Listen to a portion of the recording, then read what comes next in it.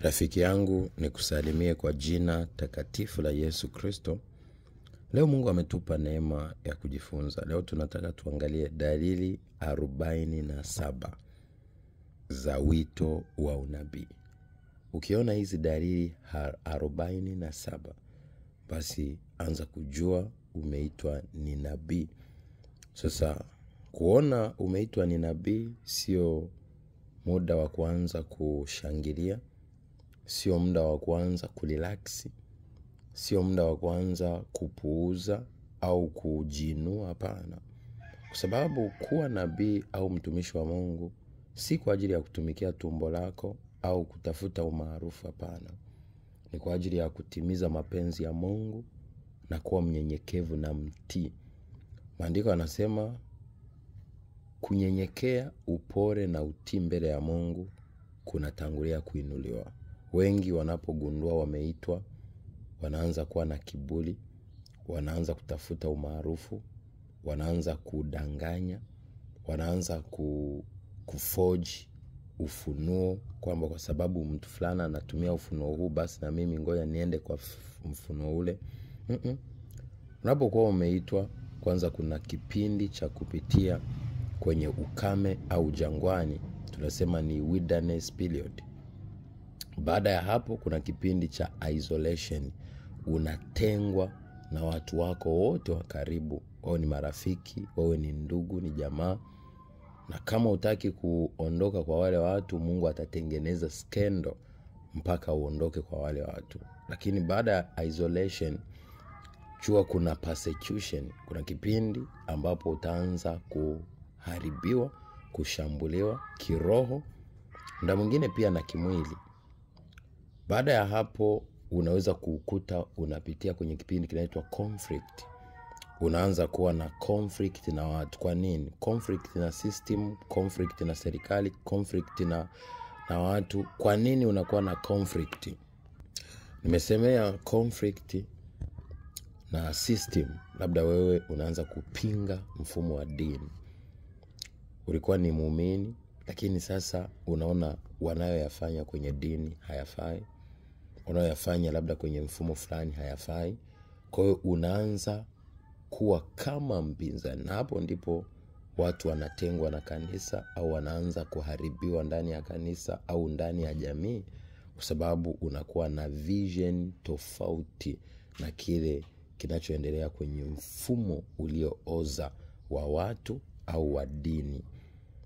Sasa ukishamaliza hicho kipindi, yote kwa yote, mpaka unaondoka duniani, lazima ukubali kusimamia kweli ya Mungu. Na ukiwa umeitwa kama nabii, ukahisi kwamba sasa ni kipindi changu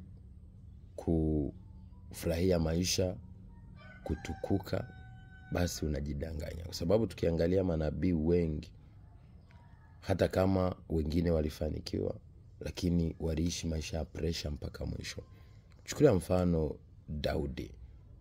Chukulia mfano tunamzungumzia Jeremiah. Chukulia mfano akina Danieli. Ni watu ambao ni pressure mwanzo mwisho. Chukulia mfano akina Nehemia. Kwa hiyo kuwa nabii ni kuwa tayari kusikiliza sauti ya Mungu na kuiwakilisha. Sasa sauti ya Mungu asilimia kubwa huwa iko kinyume na sauti za duniani. Kitu ambacho kitakufanya uchukiwe, ukataliwe, uumizwe, uonewe. Muda mwingine uonekane ni kama unadanganya. Wengine wapange hata kukuua, wengine wapange hata kutaka kukatisha uhai. Hayo ni mambo ambayo yanaweza kutokea kwa sababu sauti ya Mungu ni tofauti na sauti ya binadamu. Hekima ya wanadamu mbele ya Mungu ni ubatili. Ndio maana mengi yanayofanyika duniani mbele ya Mungu yanaonekana hayafai. Sasa unapokuwa umesimamia haki, unapokuwa unasimamia ukweli wa Mungu, asilimia kubwa utakataliwa, kwa sababu utapenda kusema ukweli, na ukweli siku zote unauma. Sasa nataka nikuoneshe dalili ambazo zinaonesha kwamba wewe una kipawa cha unabii. Ukifuatilia kwenye kitabu cha Jeremiah, kusoma Jeremiah sura ya kwanza mstari wa 5, maandiko yanasema kabla ya kukuumba na alikujua, kabla ya kukuita na alikutakasa, nikakufanya nabii wa mataifa.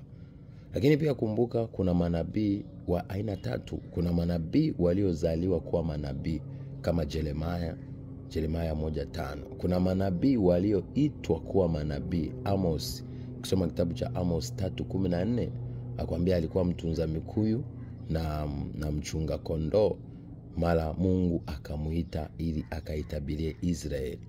Lakini tunaona kuna manabii wa kutengenezwa. Tunamuona Elisha anatengenezwa baada ya kuachiwa Joho na Elia aliyekuwa ni baba yake wa kiroho.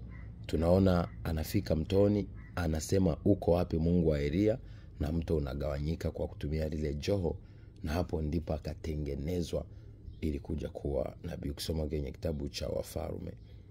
Sasa haya yote yanaonesha unabii. Sasa tuangalie moja kwa moja ishara au dalili za kwamba wewe ni nabii, na nitazitaja tu, wewe mwenyewe siku nyingine tutazieleza na kuzichambua moja baada ya nyingine. Dalili ya kwanza ni kwamba ndoto na maono ya wazi. Kusoma kitabu cha Matendo ya Mitume 2:17, maandiko yanasema kupokea ufunuo wa wazi wa kiishara na wa maelekezo kutoka kwa Mungu, iwe umelala au uko macho. Kusoma Matendo ya Mitume 2:17, anakuambia atamimina roho yake, watu wenye mwili vijana wataona maono, watoto wazee wataota ndoto, na vijana watatabiri. Lakini cha pili ni ukaribu wa kina na Mungu. Unapenda kuwa karibu na Mungu. Ukisoma Yeremia 33:3 inasema niite nami nitakuitikia, nitakuonesha mambo makubwa na magumu usiyojua. Kwa ni kipindi ambacho unamsogelea Mungu karibu na unaongozwa sana na Roho Mtakatifu na mzigo sana wa kumsogelea na kumkaribia Mungu. Kusoma kitabu cha Zaburi 105 mstari ule wa 5, maandiko yanasemaje? Maandiko yanasema hivi kwamba mtake Mungu na nguvu zake, mtafute uso wake siku zote. Hata ukisoma kile kitabu cha Mambo ya Nyakati wa kwanza sura ya 16 mstari wa 11. Lakini cha tatu, unakuwa na mzigo wa maombezi. Unapenda sana kuwaombea watu. Ezekiel 22:30, maandiko yanasema, ina maana utajikuta ukiwa na mzigo wa maombi. Ndio maana tunaona Ezekiel anachukuliwa kama ishara kwa Israeli kwamba atalala upande huu kuiombea nyumba ya Yuda, na atalala upande huu kuombea nyumba ya Israeli. Kwa hiyo alikuwa ni kama mwombezi, na ndio maana tunaona kwamba anaambiwa Ezekiel kwamba mtu akija alafu usimuombe au usimuelekeze akatenda baya na akafa kwenye uovu wake, dhambi yake itakuwa juu au damu yake itakuwa juu yako. Kwa hiyo inaonesha unapokuwa nabii unakuwa na mzigo mkubwa wa kwanza kutaka kuwaombea watu. Lakini cha 4 ni upako wa kuhubiri. Yeremia 20:9, hata kama moyo una mashambulizi, una vita, lakini bado una mzigo wa kuhubiri. Tunaona Yeremia 20:9 anakuambiaje? Ingawa nasema nisihubiri, lakini nasikia kama moto unawaka ndani ya moyo wangu. Watu wanapanga sehemu zote ili nisite, wanapambana ili nisihubiri. Lakini cha 5 ni utambuzi wa roho, au tunasema ni kupambanua roho. Unaweza kutambua hii roho ni ya Mungu au hii roho ni ya shetani. Ni rahisi sana kuongozwa. Ukisoma kitabu cha Wakorinto wa kwanza 12:10 itakuelekeza karama ya kupambanua roho. Lakini pia ukisoma kile kitabu cha Yohana wa kwanza sura ya 4 mstari wa kwanza anakuambia usiamini kila roho, bali zijaribuni roho. Kwa hiyo karama ya kupambanua roho inakupa fursa ya kuzijaribu roho. Nyingine Mungu atakuwa anakuonesha ndotoni, kama umemfuatilia mtumishi au umemwona mtumishi si sahihi, Mungu atakuonesha. Lakini pia au muda mwingine kusikiliza tu mafundisho au kumwangalia, unaweza kugundua huyu ni wa Mungu au huyu ni wa shetani. Lakini kitu cha 6 ni tamaa ya utakatifu, na kuwa na kiu sana ya utakatifu. Ukisoma Timotheo wa 2:21, unatafuta usafi na kutaka kufanana na Kristo, na huzunishwa na dhambi, lakini pia na unakataa mapatano na dhambi. 7 ni huruma kwa waliopotea, watu waliopotea. Ukisoma kitabu cha Isaya 61:1-2, Yesu mwenyewe anasema kwamba Roho wa Mungu yu juu yangu kwa kuwa amenipaka kuwahubiri maskini habari, kuwafungua waliofungwa.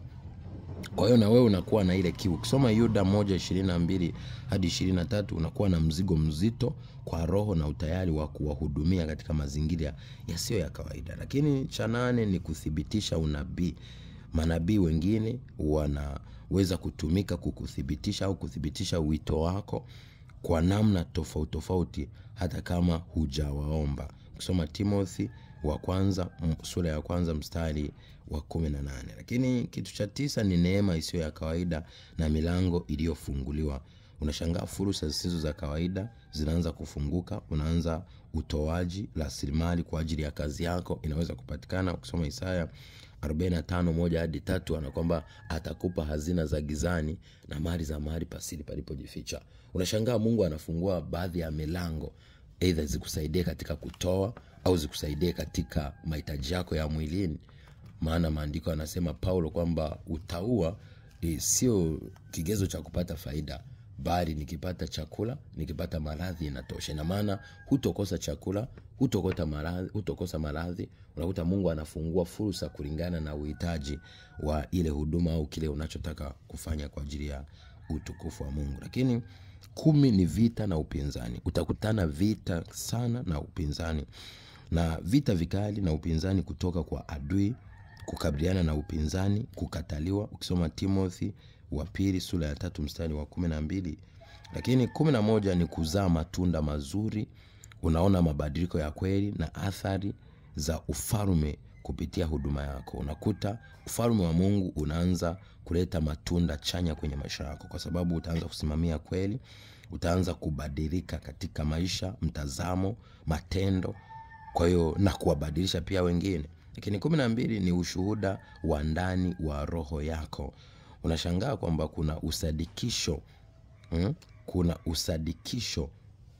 wa roho yako ndani yako. Ule uthibitisho unashangaa unakuwa ni kama wa kinabii unaokushuhudia ndani. Ukisoma kitabu cha Warumi 8:16 utagundua kwamba usadikisho huo wa kina utatambulisha wewe unabii wako, yani ndani yako unajisikia, au lile neno ulilopewa la kinabii au ule wito. Kwa hiyo roho yako inakushuhudia, kwa sababu utashangaa wewe unavutiwa na manabii, utapenda manabii, sio kupenda jinsi wanavyotabiri, bali unakuwa na kiu na kipawa. Yani unakuwa na kiu na kile kisichoonekana au upako kuliko kupenda tu jinsi wanavyofanya kazi. Lakini 13 ni uwezo wa kusikia sauti ya Mungu, kuitambua sauti ya Baba kwa uwazi na unavyoongoza au unavyozidi kuongezeka. Kusoma Yohana ile sura ya 10 mstari wa 27. Lakini 14 ni ndoto za kinabii zinazoendelea. Ndoto za kinabii zinaanza kutokea na zenye muendelezo. Mwanzo 37:5-10 tunaona ndoto za kinabii zikitokea.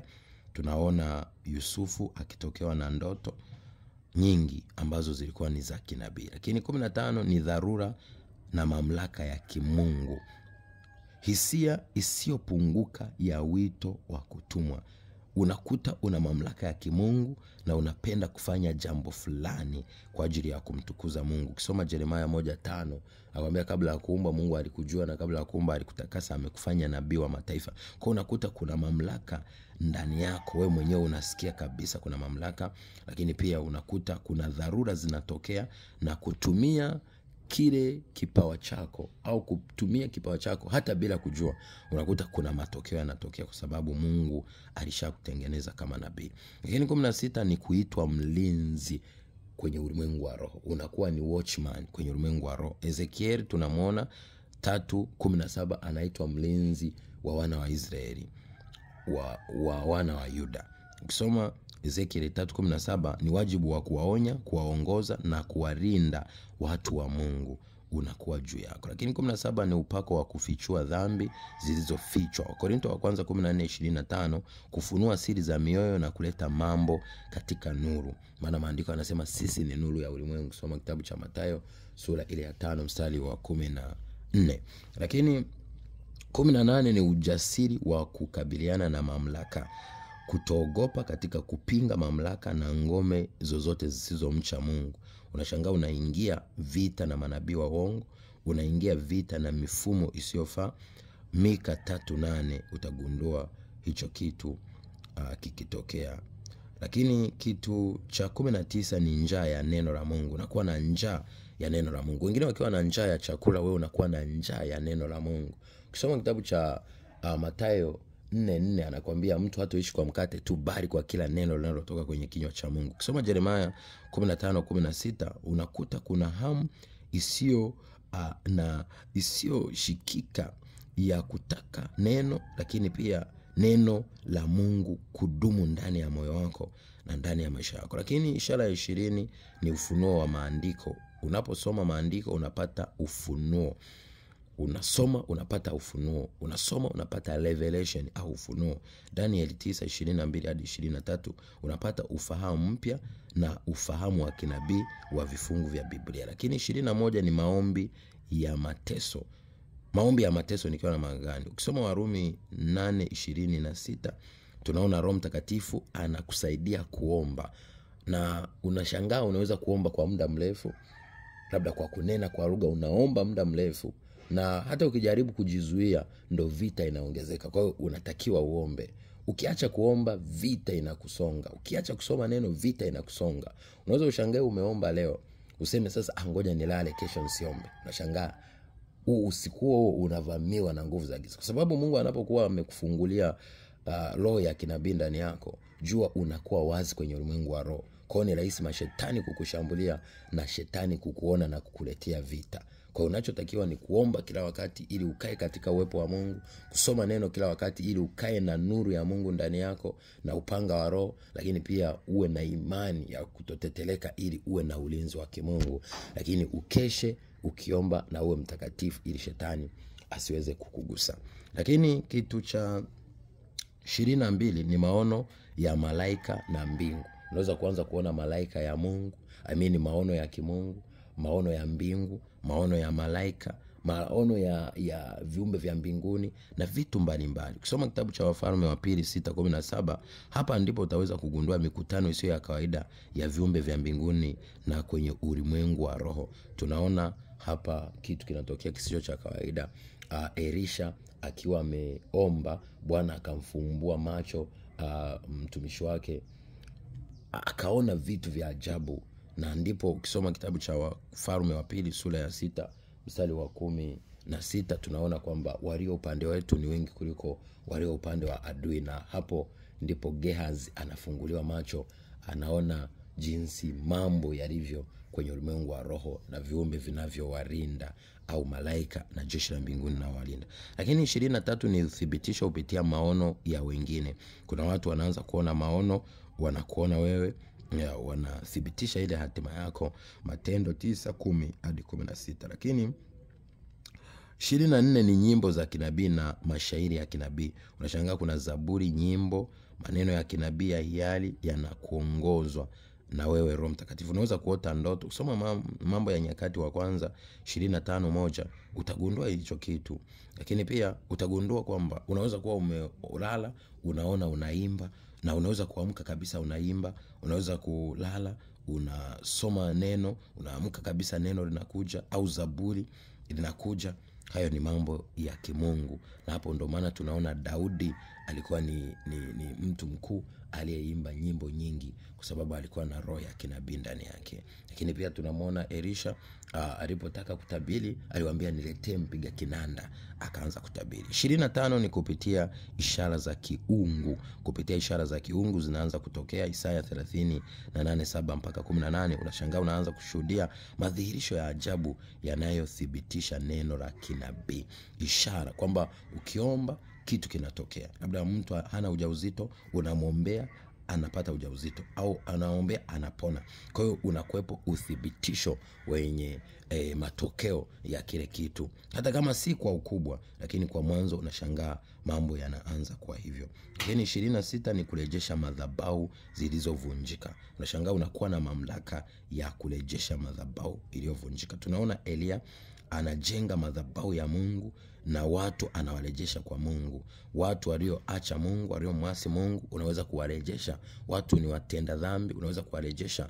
Watu waliokataa tamaa, unaweza kuwarejesha. Watu waliovunjika moyo, unaweza kuwajenga. Kusoma Wafalme wa kwanza 18:30 tunaona nabii Elia alikuja kurejesha watoto kwa baba. Lakini tunamwona Yohana alikuja kutengeneza njia. Kwa hiyo ni kutengeneza watu waliokuwa waasi kuwa wenye akili na hekima. Ndio maana tunaona Isaya, lakini pia na Yohana anasema kwamba ni kama mtu alikuja kusawazisha mabonde, na Yesu mwenyewe tunaona kuja kuponya walioonewa na adui, na amedhihirishwa ili aziharibu kazi za ibilisi. Kusoma kile kitabu cha Matendo ya Mitume sura ya 10 mstari wa 38 tunaona Yesu anapakwa mafuta na Roho Mtakatifu na nguvu, akija kuziharibu kazi za ibilisi na kujenga madhabahu ya Mungu iliyovunjika. Lakini 27 unashangaa ni mamlaka ya kuamuru na kutangaza. Ujasiri wa kuachilia neno la kinabii la Bwana. Ayubu 22:28 unakuwa na ujasiri wa kutamka, na kwa ujasiri wa kutamka neno, na hilo neno likaleta matokeo. 28 ni kujua kabla ya matukio. Yani you have a special gift to see the future. Unaweza kugundua nini kitakachotokea. Watu wanaweza waje, lakini ugundue nini kitakachotokea mtu fulani asipofanya kitu fulani, na hicho kitu kije kitokee. Unaweza ushangae kwamba unaweza kuota ndoto kabla ya kitu kutokea kikatokea, au Mungu anaweza kuonesha maono, au unaweza kuona tu we mwenyewe kwa sababu hii, au ukimwona mtu unaweza kujua baada ya kipindi fulani haya mambo yatatokea, na unashangaa yanakuja kutokea. Kusoma kitabu cha Wafalme wa pili 7:1 unakuwa na ufunuo mahususi wa mambo kabla hajatokea. Lakini 29 ni kuongezeka kwa kukumbuka ndoto na ishara. Unaanza kukumbuka ndoto, unaanza kukumbuka ishara, kwa sababu ndoto ni sauti ya Mungu. Soma Ayubu 33:14 mpaka 16 anakuambia Mungu anazungumza na sisi mara ya kwanza hata mara ya pili, japokuwa mtu ajari katika ndoto, katika maono, usingizi unapotujia. Lakini pia ukisoma kitabu cha Hesabu sura ya 12 mstari wa 6 mpaka wa 9 anakuambia akiwepo nabii miongoni mwenu, mimi Mungu nitazungumza naye kupitia ndoto na nitajifunua kupitia maono. Lakini si kwa Musa mtumishi wangu, yeye ni mwaminifu katika nyumba yao, mimi nitazungumza naye wazi wazi. Lakini pia ukisoma kitabu cha Amos sura ya 3 mstari wa 7 anakuambia hakuna jambo Mungu atatenda bila kuwafunulia watumishi wake manabii. Lakini pia Habakuku 2:2 tunaona Mungu anamletea njozi Habakuku. Tunaona kina Daniel analetea njozi. Tunaona kina Nebukadreza nabii wangu analetewa ndoto. Mambo kama hayo. Lakini pia kitu cha 30 ni upako wa uponyaji. Mamlaka ya kuvunja vifungo na kuhudumu na uponyaji usio wa kawaida. Luka 9:1-2 utaugundua uponyaji. Ukisoma kitabu cha Mathayo sura ile ya 10 mstari wa 8 anakuambiaje? Mtafufua wafu, mtatakasa wenye ukoma, mtaponya wagonjwa, na mtafukuza pepo. Hayo ni mamlaka unakuta unayo yasiyo ya kawaida. Lakini 31 ni kalama ya imani. Unakuwa na ujasiri wa kuthibitisha kitu ambacho hata hujakiona, lakini unakuwa, maana imani ni kuwa na uhakika wa mambo yatarajiwayo. Kusoma kile kitabu cha Waebrania 11:1. Lakini pasipo imani huwezi ukampendeza Mungu. Kwa hiyo kupitia imani ni kalama ya nabii. Unaamini katika neno, unaamini itakuwa hata kama hujaona. Wakorintho wa kwanza 12:9. Lakini 32 ni kupambanua mioyo. Unaweza kupambanua mioyo ya wanadamu. Unaweza kumuona mwanadamu ukaweza kugundua huyu anawaza nini, huyu anafikiri nini, hata kama hajasema jambo. Ni rahisi kumsoma mtu hata kwa kumwangalia ukajua moyoni mwake anawaza nini.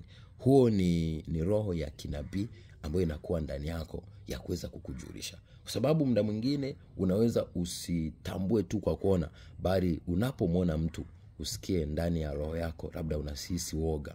Ukihisi woga, basi jua huyo mtu siye sahihi. Ukiwa na amani, jua huyo mtu ni mtu sahihi. Kwa Mungu kuna namna anaweza kuthibitisha mioyo ya wanadamu unapokutana nao, kujua huyu amebeba roho mbaya au roho nzuri, kujua huyu ni mtu ambaye anawaza hili na huyu anawaza hili. Kusoma mioyo ya wanadamu na kuweza kuichambua na kuidadavua na kuifafanua ili upate ni nini mwanadamu anachowaza kwa nguvu ya Mungu inayotenda kazi ndani yako. Kumbuka Roho Mtakatifu anaishi ndani yako. Kusoma kitabu cha Yohana wa kwanza 4:4, yeye aliye ndani yetu ni mkuu kuliko aliye duniani. Kwa hiyo anaweza kusoma tunapotembea naye vizuri Roho Mtakatifu. Lakini 33 ni mzigo wa uamsho. Unakuwa na shauku ya kuona uwepo wa Mungu na nguvu za kurejesha vile vilivyopotea, vilivyovunjika au vilivyoharibika. Habakuki 3:2. Kwa hiyo unakuwa na ule upako na ile nguvu ya kuhitaji kufanya revival au urejesho au uamsho ili uweze kutembea katika misingi ya kimungu. 34 ni vazi la matengenezo. Unakuwa una nguvu na upako wa kuleta mabadiliko na mapinduzi mapya kwenye mifumo, labda ni mifumo ya dini, mifumo ya utamaduni wa jamii. Tunaona Elia, tunamwona Elisha akileta mapinduzi, Wafalme wa Pili sura ya 2 mstari wa 9. Tunaona Jeremia, tunaona Ezekiel, lakini pia tunaona Musa akileta mapinduzi ya kuvunja mamlaka za utumwa na kuwakomboa wana wa Israeli kutoka kwenye mamlaka za shetani. 35 ni mamlaka katika vita ya kiroho. Ukisoma kitabu cha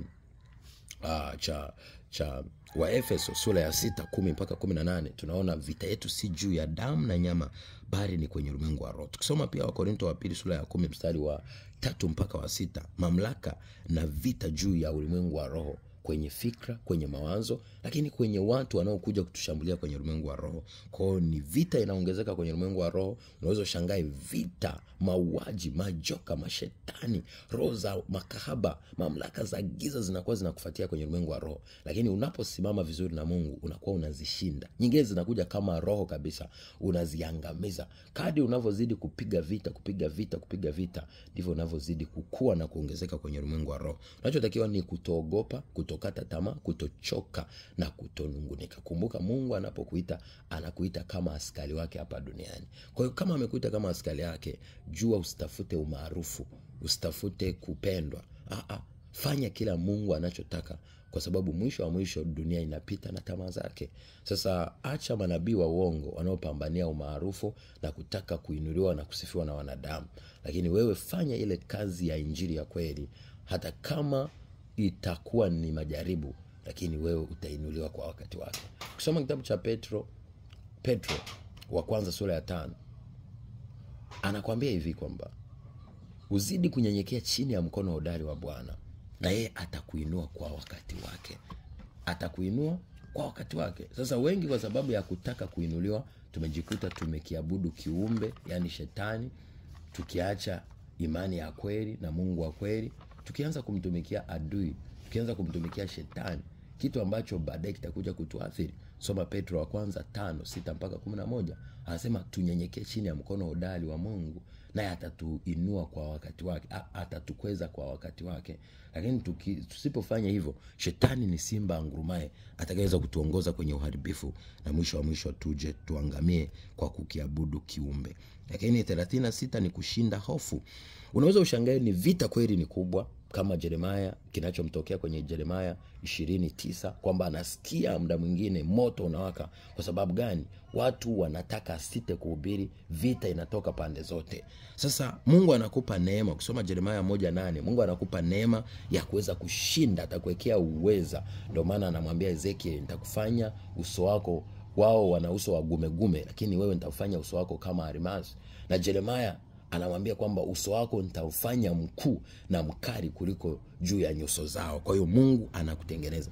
Ukiwa hauko katika kuhubiri, unaweza kujiona kawaida, unaweza kuwa na hofu, lakini unapoanza kuhubiri, unapoanza kusimama mbele za watu, unapoanza kutamka, unashangaa ujasiri usio wa kawaida unainuka. Sasa ule ujasiri unakuja kwa sababu Mungu ameweka ile neema, na Mungu neema anaitumia unapokuwa ukifanya kazi yake. Lakini ukiwa haupo katika kazi yake, unakuwa kawaida.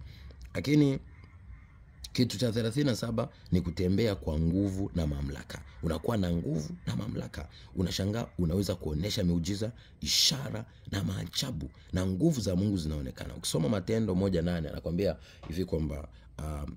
anawaambia hivi kwamba kabla ya kwenda kunihubiri na kunitangaza, nisubiri kwanza Yerusalemu mpaka nguvu iwashukie. Na tunaona nguvu ilipomshukia Yesu Kristo kwenye Matendo 10:38, tunaona alipita akitembea sehemu nyingi, akihubiri, akifungua waliofungwa na kuonewa na shetani, lakini akiponya magonjwa ya kila aina. Lakini 38 ni kupambanua nyakati na majira, seasons and time.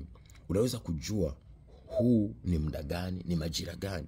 Kumbuka Yesu mwenyewe alitabiri juu ya siku za mwisho kwenye kitabu cha Matendo 24, akasema hivi kwamba wale wenye hekima ndio watakaoweza kujua muda na majira.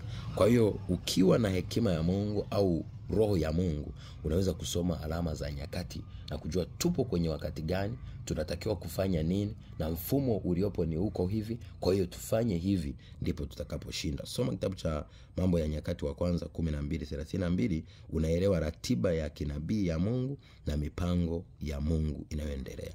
Mungu anaweza kukufunulia au na pasivu mwenyewe, kwa sababu roho yako na Roho Mtakatifu vinakuwa vimeshabihiana. Lakini 39 ni kuongezeka kwa saumu na maombi. Saumu tunasema ni mfungo, unaongeza kufunga na unaongeza kuomba. Tunaona Daniel anafunga, tunaona Yesu Kristo anafunga siku 40, tunaona Elia anatembea kwenye chakula kwa siku 40 alichopewa na kunguru.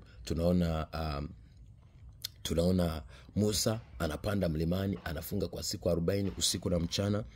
Hayo mambo yote ina maana yanaonesha wazi kwamba unaelekea kwenye ile safari ya utukufu wa Mungu. Na tunaona Daniel anakuwa na mzigo wa maombi na anafunga siku 21, Daniel 9:3-5. Tunaona wakina Esther, Mordekai wanafunga siku 3 kavu ili waweze kupata suruhu la tatizo linalotaka kuwakabili wana wa Israeli. Kwa hiyo na wewe unashangaa unakuwa na mzigo wa maombi kwa ajili ya kufunga, kuharibu na kuvunja mamlaka zote za kuzimu. Lakini 40 ni mafunuo ya mbinguni na ya motoni. Mungu anaweza kukuonesha majira ya siku za mwisho. Unaweza kuona Jehanamu, unaweza kuona siku ya mwisho. Mungu anakuonesha mafuriko, vita inavyotokea, watu wanavyouawa, watu watakavyohangaika, watu watakaoshindwa kwenda mbinguni, mafundisho ya uongo. Kwa Mungu anaanza kukufunulia mambo mbalimbali. Lakini 41 ni matendo ya kinabii na maonesho ya kinabii, kwamba unaanza kuagizwa kufanya vitendo, mfano kuwakilisha ujumbe kwa watu. Mungu anaweza kukuletea ujumbe ili uwakilishe. Kusoma Ezekiel 4:1-3, anamuinua, anampeleka hivi. Jeremiah anapelekwa huko. Tunaona Musa anatumwa. Ukisoma kitabu cha Musa cha Kutoka sura ya 3 ile mstari wa 1-22, na ile sura ya 4 tunaona Musa anatumwa kutoka kwa Yethro aende moja kwa moja Misri ili akapambane na Farao, ili Farao awaachie watu wa Mungu. Lakini 42 ni mateso kwa ajili ya haki. Unakuwa ni mtu ambaye unapenda haki, kwa hiyo uko tayari kuteseka kwa ajili ya haki. Tunamwona Yesu Kristo mwenyewe akiwa ni kiongozi wa kukubali kufa ili sisi tupate nuru. Lakini tunaona watumishi wengi walijitoa. Tunaona wakina Daniel, tunaona wakina Meshach, tunaona wakina Daudi, tunaona wakina, yote ni kutetea Mungu, kumtetea Mungu hapa duniani, lakini kutetea watu wa Mungu. Kwa hiyo unakuta unakuwa na mateso ya kutaka kile Mungu anachotaka. Mungu anachotaka ni kitu chema, na dunia asilimia kubwa haitaki mema, kwa sababu mkuu wa ulimwengu ni Shetani. Na ndio maana Yesu kabla ya kuondoka, Bwana wetu akasema hivi kwamba duniani hapa kuna dhiki nyingi, lakini tujipe moyo, maana yeye ameushinda ulimwengu. Soma pia Mathayo 5:10-12. Lakini 43 ni kuchukiwa na kwa kusema kweli. Yaani unasema kweli, kwa hiyo unachukiwa, unakataliwa. Wengi unahisi kwamba ukisema kweli ndio utapendwa. Hapana. Ukisema kweli utanyanyaswa, utaonewa, kwa sababu dunia haitaki wasema kweli. Kwa hiyo ukisema kweli utaumizwa, utateswa, utahangaika. Yesu Kristo kwa sababu ya kusema kweli, tunaona Mafarisayo hadi wanamwandama na wazee na wanasheria mpaka wanakuja kumuua. Tunaona Daniel anataka kuuawa na maliwali wenzake kwa sababu yeye anasimamia kweli. Tunaona watu wengi sana. Yusufu anataka kuuawa na ndugu zake kwa kusema kweli. Lakini pia tunaona kwa kupenda haki, Habil anauawa na ndugu yake. Kwa kusimamia kweli, Samson anadanganywa na kutapeliwa na kuumizwa na Delila. Kwa kusema kweli, tunaona Daudi anataka kuuawa na Sauli, anataka kuuawa na kukataliwa na ndugu zake. Kwa hiyo unapokataliwa na ndugu zako kwa sababu unasimamia kweli, unapokataliwa na mifumo, unapokataliwa na jamii, unapokataliwa na ndugu zako, usiogope. Huo ni mfumo wa Mungu. Mungu ni Mungu mtetezi wa wanyonge. Kwa na wewe unapobeba wito wa Mungu, jua umebeba wito wa utetezi wa wanyonge. Kwa unaposhambuliwa, kubali. Unachotakiwa ni kuwa na akili kama za nyoka au busara kama za nyoka na wapole kama hua. Na ndo kile kitu ambacho Yesu alituambia. Maana alisema hapa duniani kuna wachawi, huko nje kuna wachawi, kuna wazinzi, kuna wezi, kuna matapeli, kuna watu wabaya. Kwa lazima tuwe makini. Lakini kitu cha 44 ni unashangaa ni baraka baada ya upinzani. Unapopingwa ukakataliwa, Mungu baadaye anakuja kukuinua, anakutangaza, anakupa kibali. Ukisoma Isaya 54:17, anakupa mamlaka kwamba kila silaha itakayofanyika juu yako unakuta haifanikiwi, na kila ulimi wowote ambao utahukumu wewe mwenyewe utahukumu, kwa sababu Mungu ameachilia baraka na neema juu yako. Lakini 45 ni unyenyekevu wa moyo wa utumishi. Unakuta unakuwa mnyenyekevu. Musa alikuwa ni mtu mpole na mnyenyekevu kuliko wote. Yesu anakuambia mimi ni mpole na mnyenyekevu wa moyo, na nila yangu ni laini na mzigo wangu ni mwepesi, nao utapata raha. Ukiona mtumishi ni nabii ana kiburi, ana majivuno, anatembea kwa kujiona yeye kama Mungu, kama mfalme, huyo roho inayotumika ndani yake sio roho wa Mungu. Roho wa Mungu ni roho mnyenyekevu. Ni kweli atapambana na mabaya, kwa sababu tunaona Mafarisayo walipokuwa wakitaka kumshambulia Yesu, alikuwa anasimama na kuwapinga. Lakini pia tunaona alipoambiwa kwamba Heroda anataka kuja kukuua, akasema mnenda muambie yule mbweha kwamba nafanya hivi, baada ya siku 3 nakamilika. Linapokuja swala la kutaka kuzuia kazi ya Mungu, yule mtu anakuwa hatari. Lakini kwenye maisha yake ya kila siku anakuwa mpole na mnyenyekevu na mtu asiye na kiburi. Ndio maana tunaona Musa lilipokuwa linakuja swala la maamuzi na mapenzi ya Mungu, alikuwa ni mkali hadi kutaka na kuwapiga na kuwaua wengine wana wa Israeli. Lakini linapokuja swala la maisha yake ni mpole kuliko wote, mnyenyekevu kuliko wote. Na hicho ndicho Yesu pia kilichokuwa kinaendelea kwenye maisha yake. Lakini pia tunaona kitu cha 46 ni kupatana na mamlaka ya kitume. Wakorintho wa kwanza 12:28, unashangaa unanyenyekea na kushirikiana na uongozi wa watu wengine wa kimungu. Si mtu unajitenga kutafuta maslahi yako, hapana. Ni mtu ambaye uko tayari kushirikiana na wengine, ni mtu ambaye uko tayari kuwakilisha ujumbe na kuongoza, au muda mwingine kushirikiana na wale ambao Mungu amewaleta kama njia ya kufikisha taarifa. Ila si mtu ambaye unapambana kutengeneza network, bali unapambana kujitenga ili utengeneze na Mungu. Lakini linapokuja swala la ushirikiano, labda kuthamini vipawa na karama za watu wengine, unathamini na unakuwa ni mtu mwenye kuthamini watu wengine. Lakini mwisho kabisa 47 ni kukabidhiwa na kwa kuwekewa wengine mikono. Kuna wengine wamepata vipawa na karama za unabii kwa kuwekewa mikono. Tunamwona Timotheo akiwekewa mikono na Paulo, na anakuambia usiache kuchochea karama yako uliowekewa au uliopewa kwa unabii kwa kuwekewa mikono. Usiache kuja ni kuwekea mikono. Kuna wengine tunamwona Elia akimtengeneza Elisha, tunamwona Musa akimtengeneza Joshua na wale watumishi 70. Lakini tunamwona Yesu Kristo mwenyewe akiwatengeneza wanafunzi 12, akiwaimarisha na kuwafanyia impartation au kuwavuvia roho wake. Kwa hiyo haya ni mambo ambayo lazima uyajue. Soma kile kitabu cha Timothy wa kwanza 4:14 na soma kitabu cha Wafalme. Utaweza kugundua jinsi mambo yanavyoenda na yanavyofanyika. Ukiona haya rafiki yangu, sio muda wako wa kuanza kurelax. Sio muda wako wa kuanza kujikuza na kujikweza. Sio muda wako wa kuanza kujitangaza na kutafuta sifa kwa wanadamu. Hapana. Ni muda wako wa kuzidi kunyenyekea sana mbele ya mkono hodari wa Bwana, kama Petro wa kwanza 5:16 mpaka 18 inavyosema, ni muda wako wa kwanza kumtafuta Mungu kwa udi na uvumba, kusoma neno sana, kuomba sana, kujitakasa sana, kusaidia sana wahitaji, kujitoa sana kwa kazi ya Mungu, lakini pia kutoa mwili wako kama dhabihu mbele ya Mungu na kuwa tayari kupambana kutimiza mapenzi ya Mungu hapa duniani. Mimi naitwa Apostle Johannes John. Usiogope, unaweza. Usijione mnyonge, usijione huwezi. Hata Musa alisema siwezi, Mungu akamtia nguvu akaweza. Hata Yeremia alisema mimi ni mtoto siwezi, Mungu akawa pamoja naye. Hata tunamuona Isaya anasema mimi midomo yangu ni michafu, lakini Mungu anamtakasa na anaenda kufanya. Tunaona Ezekiel, watumishi wengi wa Mungu walikuwa wanadharaulika, hawawezi.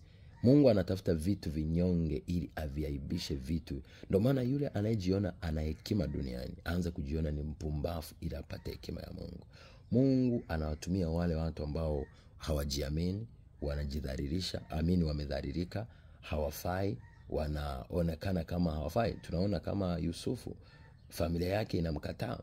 Tunamwona Daniel alikuwa ni mtumwa lakini Mungu akamtumia.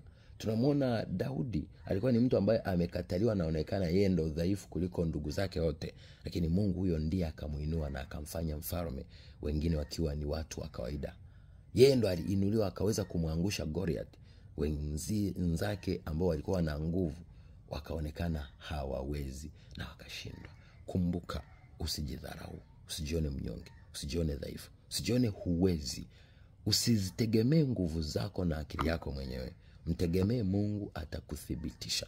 Ukitaka kutembea kwa akili yako utashindwa, kwa sababu hii dunia ina vita. Kwa hiyo aliye ndani yetu, akiwa ndani yetu Roho Mtakatifu, ndipo tunaweza kushinda. Wakiwa upande wetu wale wengi, jeshi la mbinguni, ndipo tutakapoweza kushinda. Soma kitabu cha Yohana wa kwanza 4:4 na kitabu cha Wafalme wa pili 6:16 mpaka 17. Alafu utembee katika misingi ya Mungu. Mungu amekupaka mafuta. Yeye ndo amekupaka mafuta. Usiogope, usiogope, usiogope. Songa mbele. Nawapenda. In Jesus name. Shalom.